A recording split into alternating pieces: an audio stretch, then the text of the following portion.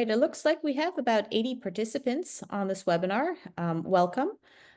This is the third and last installment of our second trauma module focused on distal radius fractures. And tonight is our Fireside webinar. Again, I'm Marilyn Hang, and I'm an orthopedic trauma surgeon at St. Elizabeth's in Brighton, Massachusetts. I'm pleased to welcome our two experts tonight.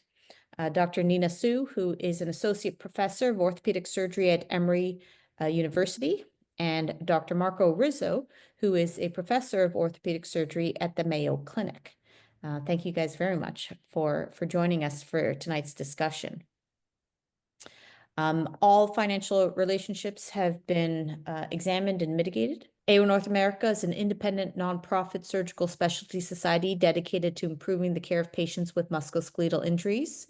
AO North America does not endorse nor promote the use of any product or service of commercial entities. Any equipments that are used and described in tonight's webinar are for demonstration and teaching purposes with the intent to enhance your learning experience. Again, tonight's third installment of this module is our Fireside Chat. This is the opportunity where we're going to go through some distal radius cases, and Dr. Su and Dr. Rizzo are going to discuss them through almost, again, hopefully as if they were discussing them, maybe with or without the fireside by them, but a chance for them to point out pearls and pitfalls and how would they approach these cases and patients. The learning objectives for tonight's session is that you'll be able to identify a pragmatic approach to evidence-based management in upper extremity trauma care, describe any perioperative surgical tactics that can enhance the effectiveness of managing these patients, and list key pearls and pitfalls in the management of some of these complex cases. Again, we have up to 5 cases that we're going to try and go through and discuss. There will be some time left for overall general Q&A, but again, as we're discussing the cases, I do encourage you to put in your questions in the Q&A so we can bring them up in a timely manner as we're discussing the topic.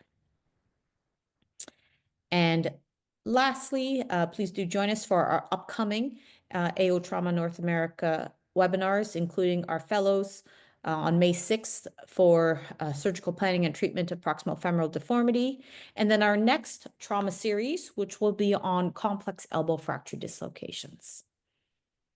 All right, I'm going to stop sharing and we'll get to the cases. All right.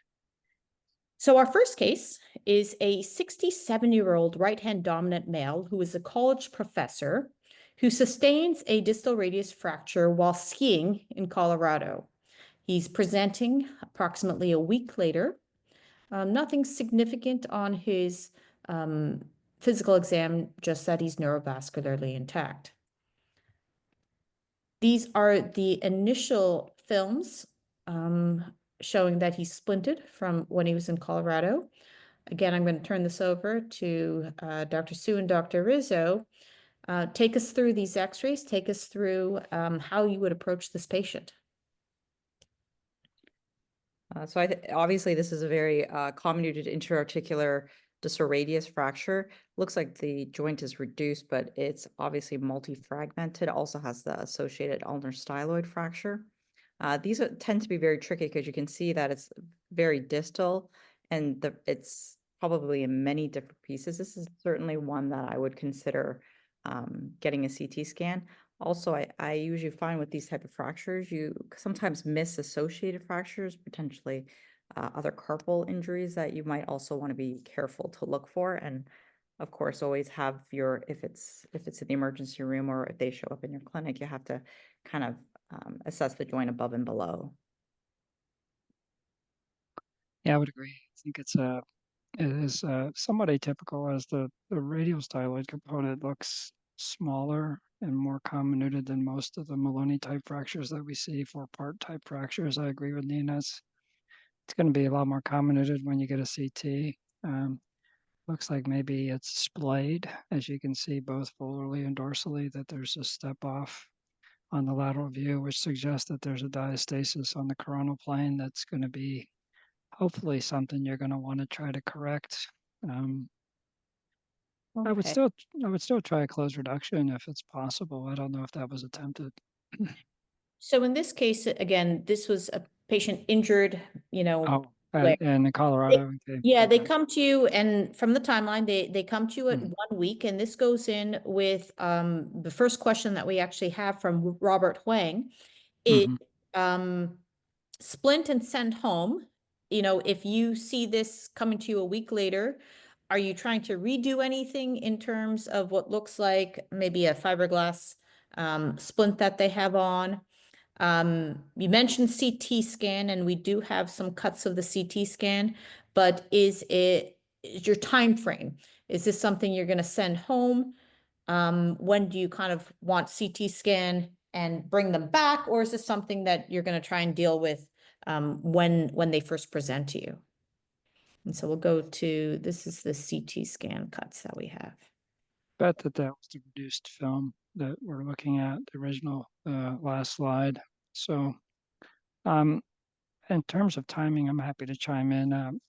It depends on a little bit on how swollen they are. Obviously, I still believe that open fractures need to be addressed early. So I would be, if the skin's intact and if they're neurologically intact, which is an important part of the exam, making sure that their median nerve is happy, and make sure that they can move their flexor tendons and extend the fingers pretty well. I would say there is not an immediate rush. Give it time to get the swelling out. The CT scan, I would get either that night in the ER as we have the capability, or get it in clinic when you see them for the first visit, which is usually 3 to 7 days after the injury. Yeah, I think this is the one that for sure, if the skin is intact, neurovascularly intact, patient's trustworthy to follow up. This is something I think you can splint, try to reduce. This is probably going to need surgery. I think the one thing is that some people, when they splint this, they get really, really focused on the X-ray, which is important, obviously. But then, for instance, they'll like hyperflex the wrist or hyperextend. Like they usually don't extend, obviously, but they tend to hyperflex. So you have to think about like your positioning too. You want to have a well molded splint, but you don't want to put them into hyperflexion or something and precipitate some type of carpal tunnel syndrome, which you wouldn't have had initially. So I think orthopedic principles, of course, is to examine them pre and post reduction all the time. And then I don't think the CT scan matters. I think you should probably get it as soon as to your surgery as possible, because I try to fix this within 2 weeks. I think it makes it a lot easier to fix it within two weeks regarding the question. Okay, so these are the CT cuts that we have, and let's assume it's somewhere around that 10 to 14 days that you're seeing him, and you're going to plan to do the surgery within the next week. Anything from these CT cuts that strikes to you, makes you think about your planning for the surgery, anything that you kind of hone in and pick up on, or are looking specifically for on the CT scan? I'm happy to chime in, Nina, but if you want to go first, I'll welcome that too. You can go.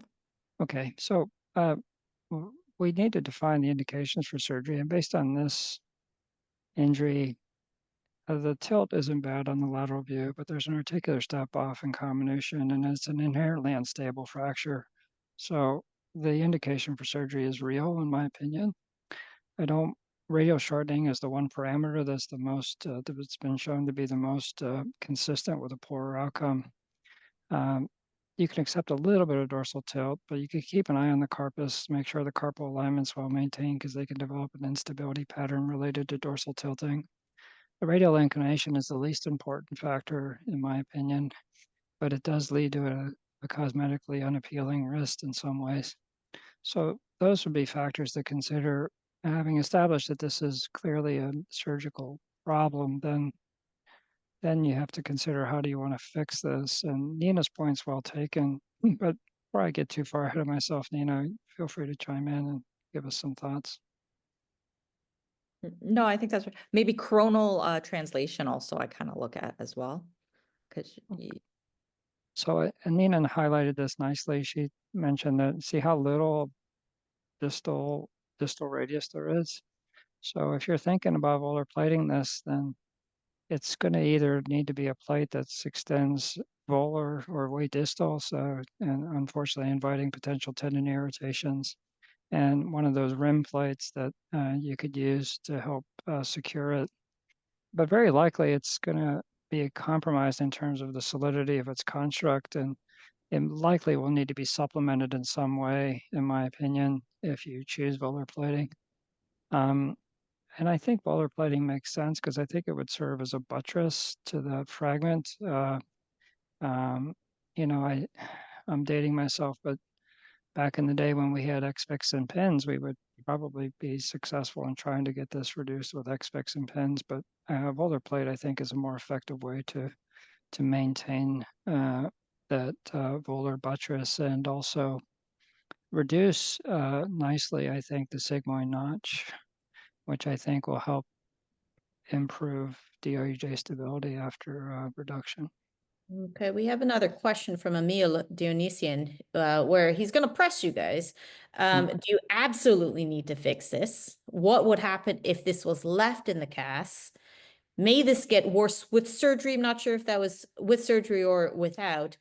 If you didn't get to this, if you couldn't, what would you envision what would happen with things like these small fragments and kind of this, looks like a die punch to me. And again, it was a 67-year-old active person who was skiing. Well, I think surgery can always make anything worse, right? The complications of surgery are obviously very real. I think if this patient is very active, however, it's not to say that this fracture will stay the way it is currently either. I think this is an inherently unstable fracture, as Dr. Rizzo mentioned previously. So it's like, I think it will probably lose more reduction. It will shorten more. It's extremely comminuted. And that volar piece, I'd be worried about pooching out, maybe causing some compression on your median nerve. To me, I think this, unless there was other like medical reasons maybe to not fix this, I tend to be a very conservative surgeon too. I tend to treat a lot of my distal radius fractures because I think they can be treated well and have good outcomes. In my opinion, I don't think this is one that I would not fix operatively. And the treating surgeon did agree and take this to surgery. These are what looks like some maybe initial fluoro views with traction. Take us through your approach for the fixation. Well, okay, I'll go back to Emil's question. Emil, some of your points well taken. You don't necessarily need to, but this one's a little bit clear to me. I think the amount of shortening that was there beforehand is probably going to be a problem for this person who's pretty active. He's out skiing. He's going to Telluride. He's a professor. It's not like he's sedentary. And I would worry that if you treated him non-op, that he would likely have ongoing pain, particularly on the ulnar aspect. And that would be at best, because I share Nina's concern that this would sort of collapse over time. It's an inherently unstable pattern. You have a teetering edge of the volar aspect of the distal radius on that volar rim of or that volar cortex of the distal radius. And that may go volar, may go dorsal. Either way, it's going to result in a more miserable looking x-ray at the very least, let alone a more symptomatic patient. That said, when looking at this reduction, I think that I would feel okay buttressing this with a volar plate. I may not engage all the distal components, but then I don't think a volar plate alone is going to give you enough support. You're going to need to, I would be tempted to supplement the radial styloid fixation with a couple K-wires. And then I would probably, I don't want to get too far ahead of myself, but then I would probably plan on having a spanning plate available to sort of maintain and support my reduction. Oh, there we go. Okay. Yes, it looks like they started first with the bridge So I plate. would have probably went volar first, because once you put the bridge plate on, it's hard to manipulate anything in terms of fragments. The fragments are sort of locked in place, and it does restore the length nicely, and it restores the tilt to neutral. But getting the tilt better after placing a dorsal plate is, in my experience, tricky. Yeah. Okay, I looks like again, I'll show you the next one, which is they did put a volar plate on after the bridge plate. And then, you're about to say, Sorry, I was about to say, like, I think for this one, sometimes some tricks I'll use is I know for sure there's comminution. That's what's causing this amount of radial shortening. So sometimes I'll have chips in the room and stuff. So even though I don't, I use the chips kind of to prop things. So I think personally, if you don't have a lot of assistance, sometimes people will just do the bridge plate to kind of have it act like an assistant, or you have some traction at the end of the table to give you this. Because if you're kind of alone or a community surgeon or something, sometimes you don't have it. At an academic center, you have a lot of help, right? So you can have people hold your reduction. I think, yeah, you could go either way at this. You could either go dorsal, put it out, but what Dr. Rizzo says is absolutely correct. Once your bridge plate is on, it's really difficult to manipulate those pieces. So I think for this one, it's neutral, which is, I think, good. The carpus is reduced and they seem to have gotten their length back and restored things. okay, one question we have from Megan Augustus is what's the benefit of using a spanning plate versus an external fixator? That's a great question. I think the X-Fix allows you the ability to manipulate the fragments, but it's less durable than a spanning plate in terms of being at risk of um, pin site infections or issues related to the irritation from the pins and also maintenance. The X-Fix is unsightly, and and my remedy for that is to just put them in a cast while they're in an X-Fix. Not a cast so much as just a big old splint that they can't take off and on, and wrap the pins with Xeroform. And that seems to work pretty well. But there's a hassle factor with the X-Fix. Hop it in the shower is tricky. Dealing with the basis of, the day in, day out nuance and hassle. And you can, I think, unfortunately, be more prone to over distraction with an X-Fix if you're too aggressive. But you can adjust it as you need to, which is I think, advantageous to the X-Fix. So there's pros and cons to both. Certainly, I feel comfortable with X-Fix, so I would have it handy. But the other final thing about the X-Fix when you're putting a volar plate on is if, God forbid, you get an infection, you worry that it might seed the area of the plating. So I tend not to do a volar plate in X-Fix. I tend to do K-wires in an X-Fix, but not so much a volar plate in an X-Fix. I think X fixes are also a little bit of a lost art. A lot of people know for Mhm. these hand and wrist, a lot of people are not as comfortable doing X fix, but I would agree with Dr. Rizzo. I probably wouldn't do an X fix with a volar plate. I think the dorsal spanning plate helps manage your sagittal alignment as well a little bit better. But yeah, I think it's reasonable to do X fix and K wires. So I think I remember doing, I don't do that as much now, but like during training, it works really well. But they're very cumbersome. Patients do not like the X-Fix being external and having to deal with the pin site care. Okay, Uh, Robert has mhm. another question of how distal to take the volar plate.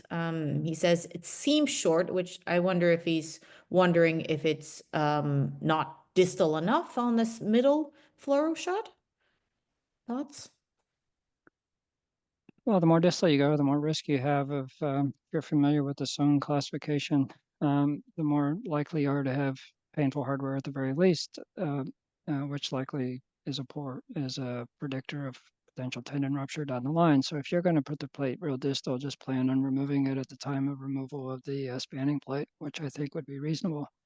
Except 6 weeks might not be a long enough time. I would leave the one other advantage of the spanning plate is you can leave it on longer, usually than an X-Fix.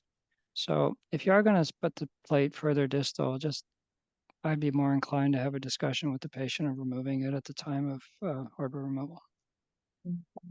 Yeah, And oh, usually I'll tell the patients too about the fact that like when it's an extremely comminuted one, like if I think ever the bridge plate's going to come on or it might be difficult, I do always warn them about a second surgery. And if they don't get a second surgery, that's great, right? They're never upset about that, but kind of upset if you didn't warn them. I think counseling is very important because I think one of the things is people think that they've broken their wrist and then they'll go back to everything. When you break your wrist and it's comminuted like this, it affects your range of motion, it affects your function. you get back to your activities, but it's not going to be like normal, like the day prior to breaking it. Okay, that leads us perfectly to Mohammed Mora's question, which is when will this dorsal plate be removed and will this cause wrist stiffness? So again, what are you counseling the patient? This Go. is an acute injury, so I think it could be removed. It would have been nice to bone graft that defect. But if you're going to remove both the volar and dorsal plates, I would wait a minimum of 8 weeks probably before removing everything. If you're going to keep the volar plate, you could probably remove the spanning plate as early as 6 weeks, but don't push it because you could even wait 3 months, and study after study shows that range of motion doesn't make a difference at a year. So I wouldn't worry about losing motion. I think if I could do this dorsal plate, I might have been tempted to put the dorsal plate to the third metacarpal. I think that provides a better buttress for that dorsal component, although this reduction looks pretty good for that dorsal component, the lunate facet. But I think that was splayed out, and it would have been nice to have the comfort of buttressing that. You have to be careful, though, when you do the third metacarpal. You want to make a small incision right over the dorsal aspect of the radius to make sure you're not going over top of the EPL.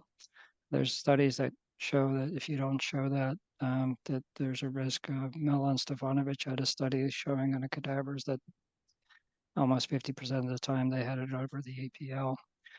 But the other advantage of making a small incision dorsally is you can pack some croutons like Nina was talking about, and you can get a nice solid reinforcement of your construct, which I'm sure that volar plate would love to have some extra support. And if you're just going to do a volar plate alone, I would say it's mandatory to do some buttressing with bone grafting, in my opinion. Yeah, I think the plate removal time is like a it's variable. So I think 3 months is like, as Dr. Rizzo mentioned, is well published in the literature, and the original descriptions have it for a very long time. I typically, like Dr. Rizzo, tend to remove them by 8 weeks. But again, it's very patient dependent, bone quality dependent. And if I'm ever worried about healing or like the fragments moving, I tend to go longer. Yeah, this is not a totally crushed distal radius. The totally crushed ones, you want to wait at least 3 months, I think. And some folks go longer, 4 months, 5 months, even 6 months. Okay. I'm going to move to our next case. Some of the questions that are coming in, we can certainly apply them to our next case. But our second case that we have is a 27-year-old male, much higher injury mechanism, motorcycle, also has an ipsilateral ulnar shaft and femoral shaft, has this injury to his dominant extremity. Take us through some, I guess, contrast differences. How are you going to approach this one? Let's assume he's in the trauma bay, but he is stable from all of his injuries. He's put into some box traction for his femur that's going to get nailed, and he's otherwise stable. Well, I think this is not just a distal radius fracture. That's the number one key, I think, to understand is this is not like your standard little old lady who fell.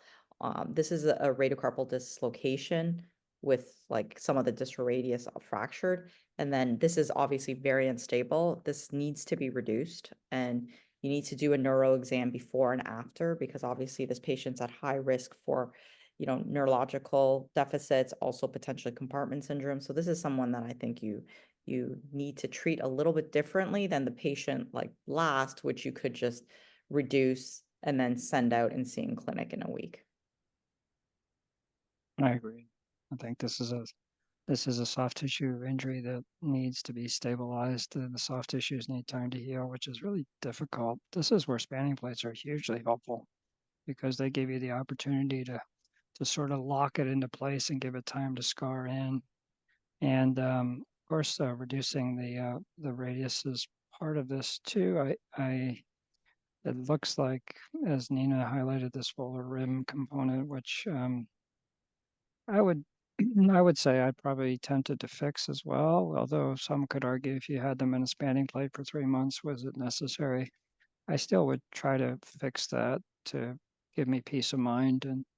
And if the radial styloid was stepped off, I'd probably use some K-wires to sort of hold that in place, just to maintain while they're healing, to make sure it doesn't collapse over time. But the spanning plate may also help maintain that and take the load off that as well. Okay. So we have initial splinting films that they have. And again, you guys had both mentioned that this was a case that you're going to take to the operating room with the soft tissues. Is it a basically as soon as possible? Is it same night, next morning, 8 o'clock? I don't Yeah, think, I think it, yeah, go ahead. Ian, no, go ahead. please. You go, Dr. Rosa. Okay. No, I mean, it's a closed wound, closed injury, neurologically okay. I think it can wait a week or even 2 weeks, but I would probably get on it sooner rather than later if I could.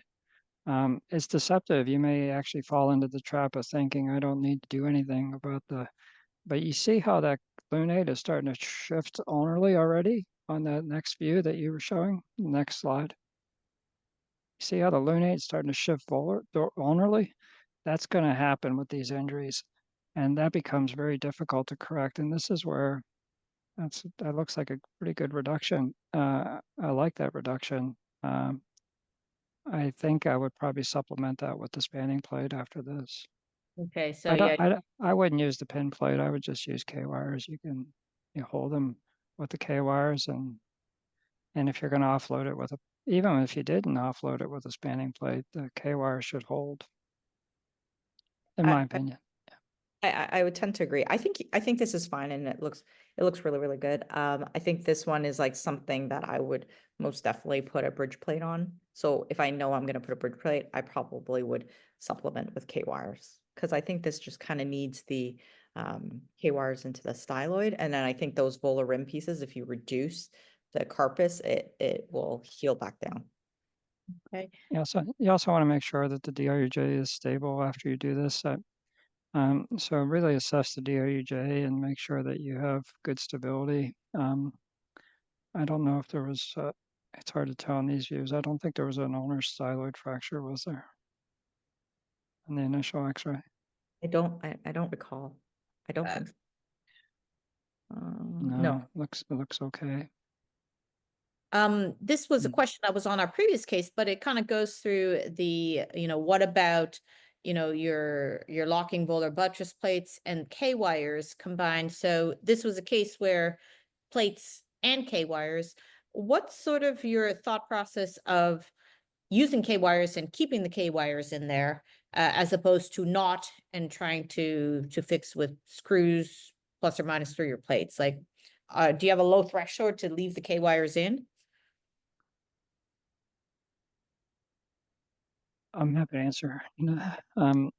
Yeah, I would leave them in, bury them under the skin. They don't work as well for that volar displacement, so I think a buttress is handy for that. But for the radial styloid, you can reduce those pretty well with K-wires and maintain it pretty well with banning K-wires, 2 or 3, maybe 4 or 5 or 0.54 K-wires works well for me. So Yeah, I like the 0.45, the 6.4s are a little bit too big sometimes, unless it's like a very large male or something like that. Like then that's fine. But like in patients that are a little bit younger, those 6.2s tend to be very large. But yeah, I think that But but those K-wires on that the left-sided X-ray, it's they're going in a trajectory from volar to dorsal. They were removed eventually, and the plate was placed over. I'm assuming they were removed, and looks like they were. yeah, it looks like these were removed. Perhaps Yeah. this one Yeah. is one of these that were kept in the styloid. And it looks like a decision was made to supplement with the dorsal spanning. Mhm. it was removed at 6 weeks, at 4 months post-op, 50 degrees extension, 70 degrees flexion. One of the questions that came through both for the last case and this one from Robert was, do you get CT scans post-op? I Um, don't. I don't Not usually. routine. Yeah, I don't see the need or The, o- the value. the only reason I would get a CT post-op if there was some type of reason I'm worried. Either there's some type of, maybe there was this like a lunate facet that dropped or whatever. There's something that I think I have to do some type of correction for, or if there's like DRUJ instability, I can't. I want to make sure that the DRUJ is in fact reduced. Maybe I would do it, but I probably wouldn't do it for just routine. Like, let me see how I did. I'd agree with Nina. Mhm. Yeah, it'd be painful though, but to do that, quite frankly.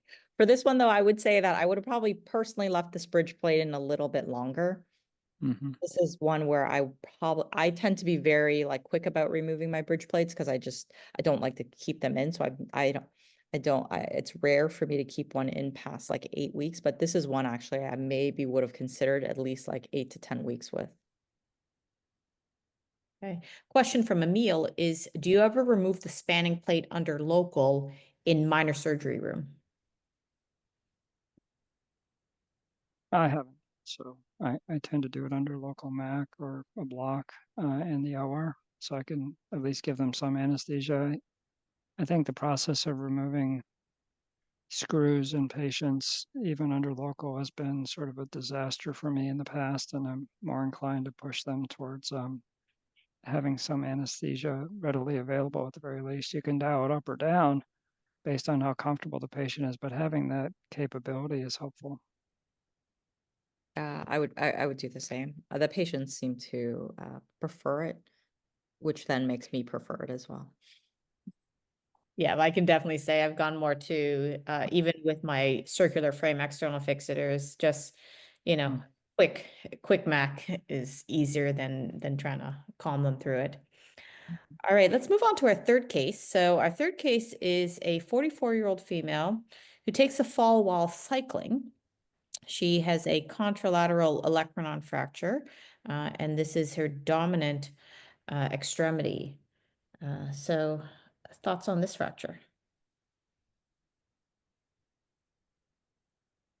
Uh, I'm happy to comment, but Nina? Well, same thing. This fragment that it's obviously relatively high injury. It's widely displaced. It's comminuted intra-articular. You do worry a little bit about the DRUJ, or it could just be the shot. So that's one thing I would look at. And then but this fragment, unlike case one, appears to have a little bit more. But again, I would get a CT for this patient. This is an inherent stable fracture. It's like a Smith's fracture. This needs to be treated surgically. CT might be helpful, but I would not feel comfortable trying to reduce this and treat it closed. It's going to fall forward again. The deforming forces are too great to maintain. And I do worry about the DRUJ in these patients. Here's this initial sort of pull and splint. Again, I guess key take home is, even though this looks pretty good, it still needs surgery. And never say never, but I can promise you this is going to fail if you try to treat this conservatively. But honestly, I think And plus, there's a stopwatch. I mean, there's a diastasis there, and the length looks good. The inclination looks okay, but it's not going to hold, even if you accepted that, which I probably wouldn't accept. No, I think this is absolutely a surgical indication. I don't think like a re-reduction, for instance, is going to make this any better, quite frankly. I think it's like it's actually fairly well reduced, and then this just needs to get surgery, I think. Yeah, Robert has a question of the value of reduction films. I tend to like to get films every time I'm doing a reduction because one lets me know what I achieved. And even though I knew it was going for surgery, it can still give me value, especially if a little bit of length helps delineate pieces for me. I agree 100%. I wouldn't get a I wouldn't do a reduction without assessing the quality of the reduction, and gives you a snapshot in time. And it's the future for all comparisons after, especially if you try to treat it non-operatively. But even if you're going to treat it surgically, getting an X-ray is hugely helpful. It'll show you other things too that you might have missed and when the fracture was displaced. Okay, so these are the, I guess, intraop fluoro views.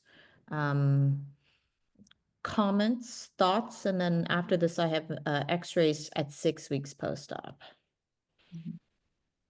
So I think this plate is obviously not distal enough. I know the SOM classification obviously is something to be mindful of, and absolutely nothing is more painful than actually getting like a tendon rupture because of your distal radius plate and things like that. But at the end of the day, your fundamentals is that you have to actually fix the main problem, and the main problem here is the fact that the distal radius fracture looks reduced, but the plate is too proximal, which probably then necessitated the K-wires distal, but the K-wires are simply not strong enough. So this is one that I would worry about is not appropriately buttressed.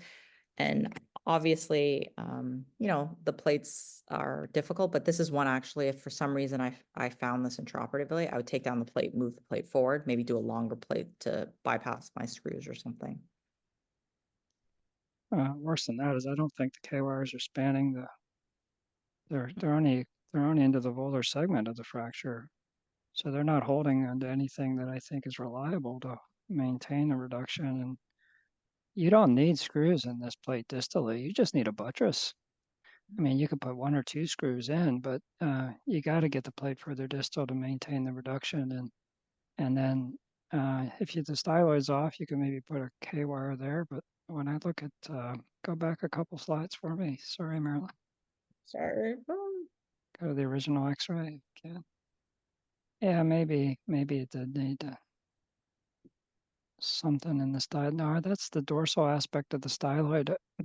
I don't know. To be frank, I'm not sure that you need K-wires for this. I think it just needs a good buttress plate with some fixation into the fragments if you felt like it needed it. But yeah, I agree, Nina. I think you need to get the plate further distal. Okay, so this is 6 weeks post-op. And Yeah, this is not good. That's not good at all. Yeah, so this is obviously falling, and it's losing its reductions because it's the carpus is the forces are too strong, and this plate is kind of, it's going to fall above the plate sort of, so it's translating. yeah, and then Faiz Ali Shah again reiterated what you had mentioned is it mandatory to place screws in distal fragment of the fracture while fixing an intra-articular with a locking plate, or simply buttressing the distal fragment is enough? You had said that maybe a few screws, but the more important thing was getting this plate up to sort of prevent the slide of it. But you probably would have needed a few screws. Just what was more important was the buttress of the plate, correct? Amen. We Yeah. used to treat these before locking technology, we would treat these with volar plates. So after, I guess, 2 more weeks of crap, this is now what it looks like. You can Look you out can the see K-wire. if you go back, you see that fragment there. That's the volar lunate facet fragment. Go back to the other slide, the next slide, right there, right to the side of the plate, right next to the ulna. There's that right there. That's the fragment that needs to be sort of captured, if you will, in addition to the rest of some of the volar aspect. But everything's fallen forward. It's unfortunate at this point. Yeah.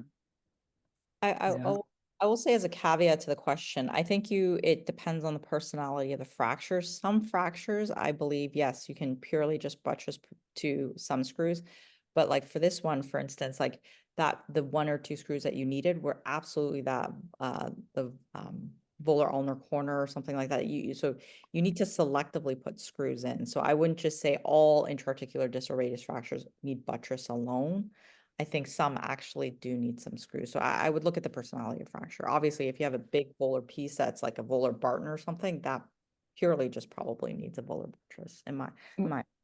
Well, that's a good point. And in looking at this X-ray, I'm wondering if there was a component of the lunate facet that needed to be I don't know. It's hard to tell now. Here we are 3 weeks after it's lost its reduction, so it's hard to tell what the morphology was at the time. A CT might have been helpful.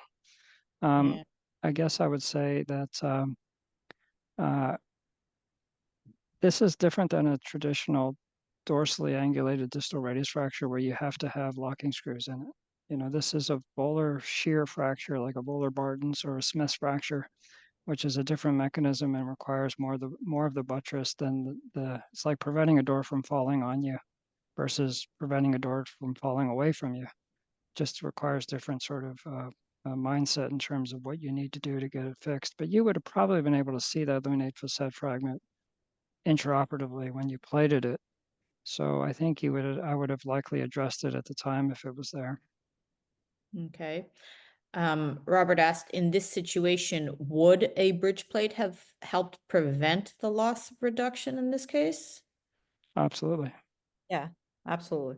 So that would have been like the thing, like if you could have had this, if you had a bridge, Yeah, if you put that on and spat it with a plate, you're going to be okay.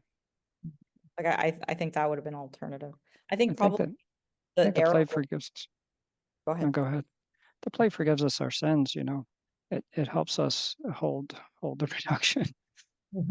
Yes, absolutely. It's very powerful. I think what happened was like sometimes when you do that, like the pronator and you take it off, sometimes you're not distal enough. It can be deceptive sometimes. So I bet that's probably what happened here. I'm sure it's like when you did the T, you just didn't see that volar ulnar segment when it was there if you just went a bit more distal. But So we're at 2 months out now. Here's the CT scans that we have. Uh,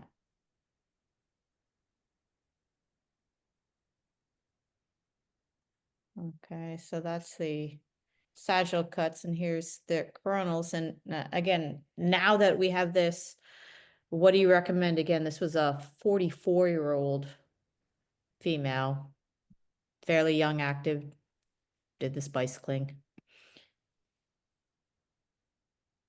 What are you gonna suggest to her, advise her to do now? I think this needs a revision. Um, Obviously this needs a revision. At Emory, we have started to, like, actually, we do a lot of arthroscopic assisted malunion reduction, so we can look inside the joint because primarily this is a joint issue that we're worried about. So I think all the plate everything comes out. You put it in the traction, you look inside the joint, and then you may, at this juncture, what are we, 8 weeks again? Sorry, I forgot. 8 weeks, yeah. But 8 weeks, you would do some type of intra-articular osteotomy, and then like definitely use a bridge plate, and then do some type of volar fixation, do some type of hybrid fixation, I think. Okay. Let's see, so this is what was done. And then, That's not bad. Looks pretty good. and that's all we have on that one. So, So I would say for that one, like maybe if you're gonna do it, like probably doing yeah, like one of the companies have like an actual volar rim plate. Maybe that would have been nice to put in so you could actually put some screws like in the distal fragment, although it's obviously going to be extremely comminuted, so maybe it's a moot point. Yeah, I don't know that you would, and that spanning plate's going to hold it, and you're going to take that plate out, I hope, when you take out the spanning plate. So, Yeah. I and don't how know long that are you gonna leave this all, like, again, minimum 3 months longer? maybe 6 or 7 years. I'm just kidding. Maybe I agree. A minimum of 3 months. Yeah, this one is one where this is a different, once again, this animal, 100%, this is a 3-monther for sure to make sure that everything is congealed, everything's consolidated. Although on the upside, one of the considerations is sometimes if you have a fracture and you have all these little chiclets, sometimes I like that to congeal a bit. So I don't go like day 2 of the fracture. Sometimes I like it to congeal together. So then when I like osteotomize or like put it back into place, I like to make it into a bigger chunk to put back into. But this was 8 weeks out, right? Yeah, this was 8 weeks out. I'm just Yeah, talking about. yeah. Oh, and acute ones. Okay, gotcha. Okay, Nina, I'm not sure whose case this was originally, but Robert Wang says, wow, huge save. So, I agree. I agree. It's a pretty good save, you know. So for Robert's next question, we got 10 minutes. So I'm actually going to, if you guys don't mind, I'm gonna skip through to the last case, which is an 84-year-old female, left-hand dominant, lives alone, independent, likes to play the piano, takes a fall on her outstretched hand. She's seen in the ED, splinted by the ED provider, is sent to you for surgical intervention. She does have osteoporosis. As we go through this case, Robert has a question of the value of ultrasound, and he is asking about Evenity. So I figure with this one, she may or may not be on some sort of bisphosphonate, but your comments in terms of the use of, I guess, metabolic agents for bone quality as well. But here's the original ED X-rays, and she comes 2 weeks later in her splint like this. Mhm. This patient needs a platform walker. It's pretty disappointing to see the loss of reduction and the severity of the loss. The fracture is fairly distal. I don't know that you're going to be able to maintain her and give her time to heal without some kind of a, I guess the spanning plate's the theme of the day. I mean, if there's any take-home messages, have comfort level with spanning plates, because I think a spanning plate would serve her well. But I will say these patients are the ones that are very difficult to treat. And so I do take some time to counsel them about maybe getting like a platform walker so that Mm-hmm. they can lean on their arms, because people who are very, very independent at this age, they continue to do everything, and they will ruin your reductions and they'll ruin your surgeries, not because they want to, but because they need to do things because they live independently. So this is one that I really do counsel, is like, hey, we should probably get a platform walker, get you assessed for that to help complications that occur, because I've had a few fall apart. Yeah, the CT scan, again, 2 weeks out, kind of just shows But the extremely poor bone quality. Are you sure it's only because it looks like it's digging into the lunate? Are you sure it's just 2 weeks out? I mean, the splint still I looks like mean, an ED splint. yeah, the radius looks like it's just power driving into the Yeah, lunate. I agree. Like it looks like, it's completely off, but I'm pretty sure that is still an ED splint. Um, Okay. so we assume it's around 2 weeks. The again, she is taken for surgery, and this is what they do. So I'm going to show you, for the interest of time, this was the intraop fluoro, and then this is her 2-week post-op x-rays. this is one where I usually like the bridge plates that are nice and narrow all the way through. And then for this one, I always go to the second usually for my bridge plates. Maybe for this one, I would have considered going to the third. Hmm. Uh, I would have done the same. yeah, I would probably. have structurally supported it with some bone graft. I don't know that you need a volar plate. I'm not sure what the volar plate's doing, if anything. Probably nothing much, not much. Bridge plate is pretty good until it pulls. This will happen at 6 weeks. Again, reasons you think? I think as Nina alluded to, the activity, she probably was still trying to weight bear on it and still try to use it. The race that goes on between the bone healing and the hardware failing didn't go in her way, didn't go in her favor. So I think, I think she overdid it. This is only 6 weeks out. When you put on a dorsal bridge plate, are you putting them in, a splint, I do. removable, specifically tell them like, hey, look, don't be trying to use the arm until we take it out? I typically do for a minimum of 6 weeks. And it sort of protects them from themselves a little bit and supports the plate while you get the healing going. After 6 weeks, depending on the patient and their compliance level, I'm willing to give them a removable splint at that point. But maybe I'm overly conservative. I don't know. Okay, we have some questions. So Dr. Zayar Ong is asking second metacarpal versus third metacarpal. What do you guys use to sort of make your decision making? And then Emil Dionysian is saying it looks like the index metacarpal may have fractured on the previous X-ray. Oh Yeah. yeah, good Here, point. Good call. yeah. That might be why it failed. Good call, Emil. Nice job, buddy. Um, I guess I would say I started when I first started doing these, going to the third metacarpal. Then everyone told me the second metacarpal is all you need to do.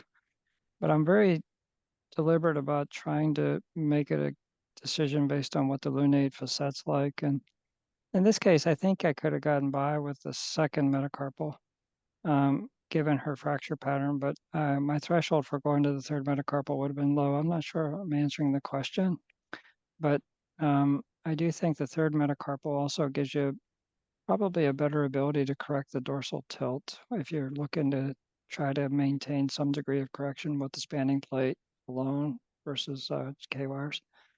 I think in this case, I don't know. I agree with you, Nina. I don't think I would have used this thicker plate.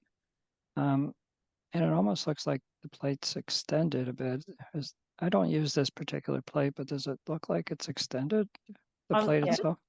On this It- view, it looks like it's definitely doing it. Let's see. Mm, Even on this one, I would Yeah, agree. yeah. I think it's trying to recreate some of that extension, but for bridge plates, because it's not a fusion plate, for instance. Yeah, I mean, I don't see any reason for an extension in a bridge plate. I mean, it doesn't make sense to me. On the bridge plate, Abdullah Al-Zarani is, where do you pass the plate proximally between second and third compartments or third and fourth compartments? For this one, you put it under the second compartment. Um, uh, for the third metacarpal, I go under the fourth compartment, but I do also make that small incision to make sure that it's passing deep to the tendons and that the EPL is not trapped. So 6 weeks post-op, at some point they take everything out. And this is where she's at 3 months later. Yeah, given her fracture, I would probably, I don't know, there doesn't have much bone left. There looks to be a little bit of the lunate facet that's still might be worth trying to respan or consider a fusion or salvage option at this point. It certainly looked like whether that was as things were starting to fail, creating this big lytic thing, but potentially discussion going into respanning probably at this third, I'm assuming. Yep. In the case, they for whatever reason left it out to a year. And at this point, she's not complaining of any pain, but she wants to play the piano. And so was going to see some second opinions. What would you advise? Again, 84-year-old, terrible bone quality, but still active in her life and likes the piano. Well, this one is the one I would not do malunion correction. This would be some type of salvage. This is either some type of total wrist fusion or like a total wrist arthroplasty. But again, this patient's the bone quality is obviously very poor, as evidenced by the past several months.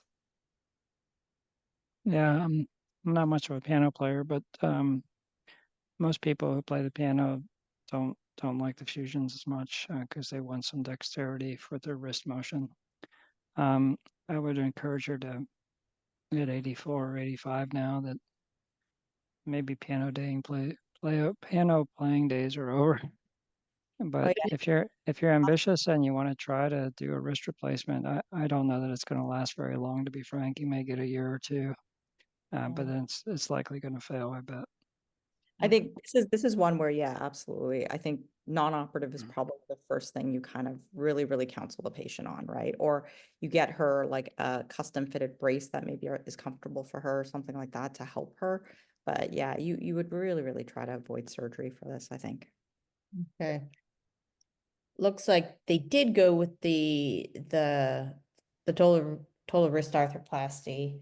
But again, and it looks like from the video, at least, things are looking good, but you'd still counsel, especially knowing her bone quality, cautious optimism.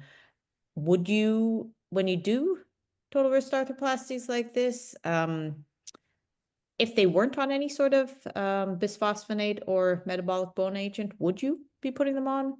Are you doing that a lot with your distal radius fractures in osteoporotic patients?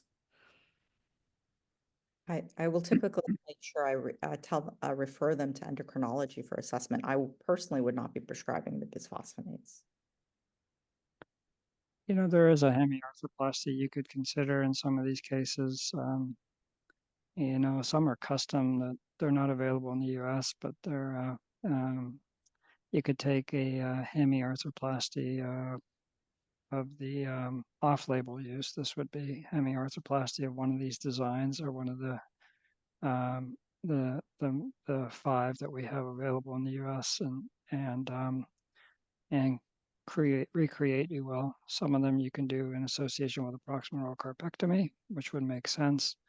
So I think if I did any arthroplasty, it would be maybe a hemi if she really wanted to work on maintaining some degree of mobility. I think here, unfortunately, the loading is such that whatever the distal component, you're already past the CMC joints. It's likely going to loosen, particularly on that ulnar side, with that screw going past the CMC. And you don't have a whole lot of support for that radial component. It's like sitting there, it's got prominence, and I wonder how stable it's going to be. Much of the porous coated it isn't even really attached to anything. You may get a spot weld at the proximal aspect, but I'm not sure. And if you do, you'll likely get stress shielding, and I don't know. I don't know how long that would last, but at least she's happy for now. Well, we are at, and we've used up all of our time. Thank you, Dr. Rizzo, Dr. Sue, for your great discussion insight. Thank you actually to all the participants. We had some great questions that certainly allowed us to continue the discussion. So that brings us to the end of the Fireside Chat. Thank you, everyone, for your participation. For all our participants, again, you should be getting an email within the next 24 to 48 hours with the evaluation and where you can claim your CME credits. And do look out for our next trauma series, which will be on complex elbow fracture dislocations. Have a good night, everyone.